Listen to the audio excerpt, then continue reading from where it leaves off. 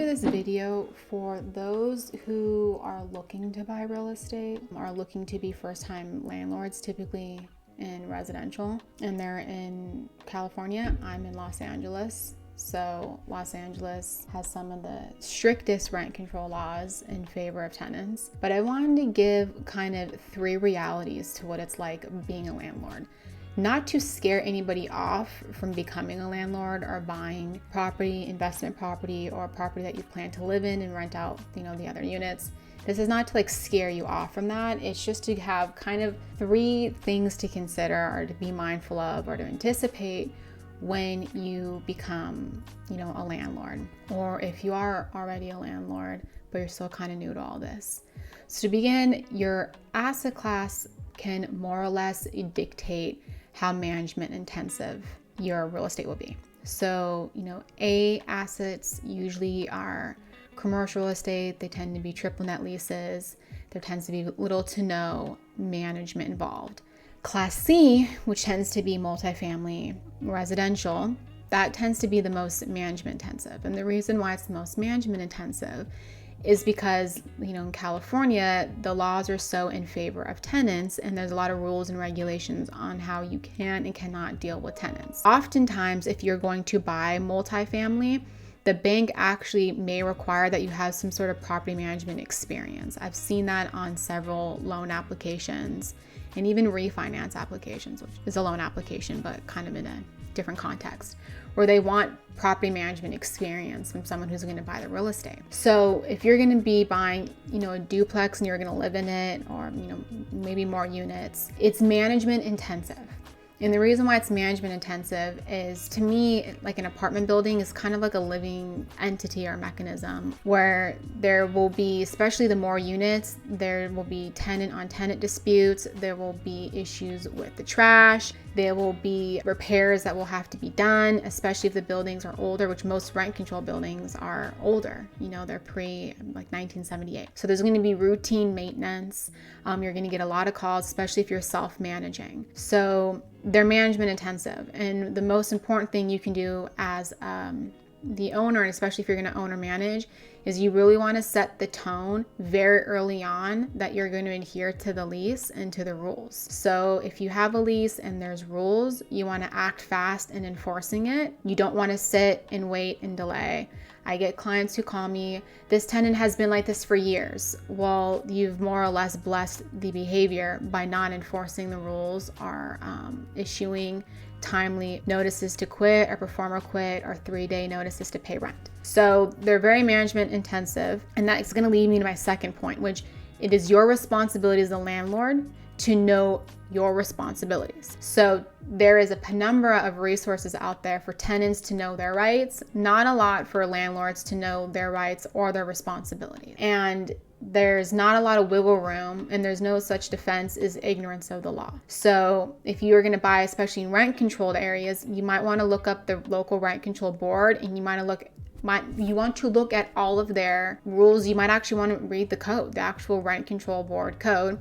Get familiar. A lot of times they have resources. I know LAHD, which is LA City's rent control, they have their rent commission ordinances. They have a lot of resources online about what you can and cannot do. They have webinars usually every single month. They also have a YouTube channel where I believe they repost the webinars. So you want to get very familiar with that, especially when it comes around raising rents, what you can and cannot evict for, what certain pass-throughs you as a landlord can collect from the tenant, proper notices, things like that. And you want to know, again, at the outset, if you have, for instance, if you're buying a building and there's some vacancies, you really want to take the steps to get informed on what your rights are and how to best set up your lease and your next tenant, because you basically get one shot. So once you get a vacancy, it's like clearing the slate.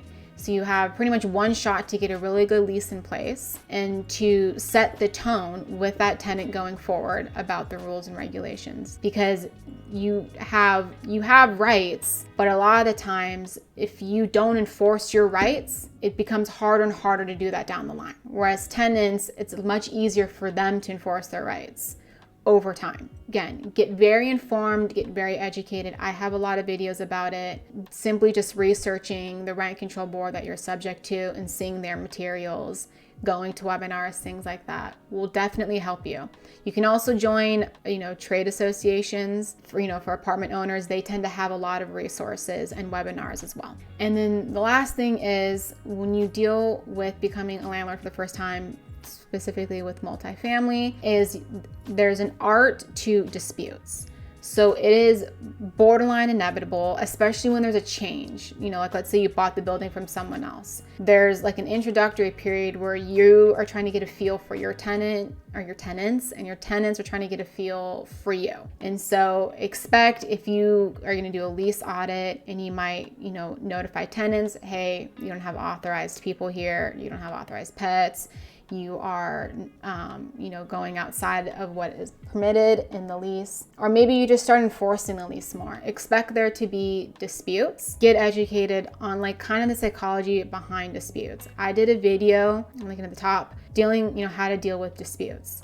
But the one thing that will help you is being level-headed. So I've seen a lot of landlords and they get extremely emotional, and it is emotional, especially if you're living there.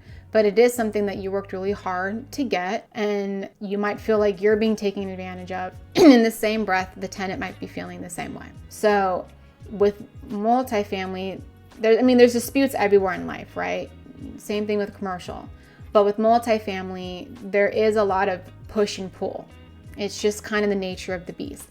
That's why a lot of people over time tend to trade out of multifamily and go into some sort of different asset class, because it's a constant, I don't want to say it's a drain, but there is, especially if you're buying something, usually when you buy it, it has long-standing tenants in it. There's always going to be some sort of confrontation, and you want to learn how to artfully deal with confrontation, but also just be aware that it might happen. If it doesn't happen, like absolutely great. If all of these things are like not concerns for you, like that is absolutely great. But it's just something that I think when people become a landlord, they're like woefully unprepared, or they think that their world works differently, or maybe they come from another state where like landlord-tenant laws are drastically different. And in this case, you definitely can own real estate.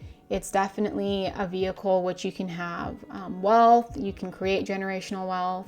There's definitely a lot of advantages to it. So I don't want to discourage anybody from becoming a landlord, but just know that it is getting increasingly more difficult, in the fact that a lot more eyes are on you, and there's a lot more regulations that you're subject to.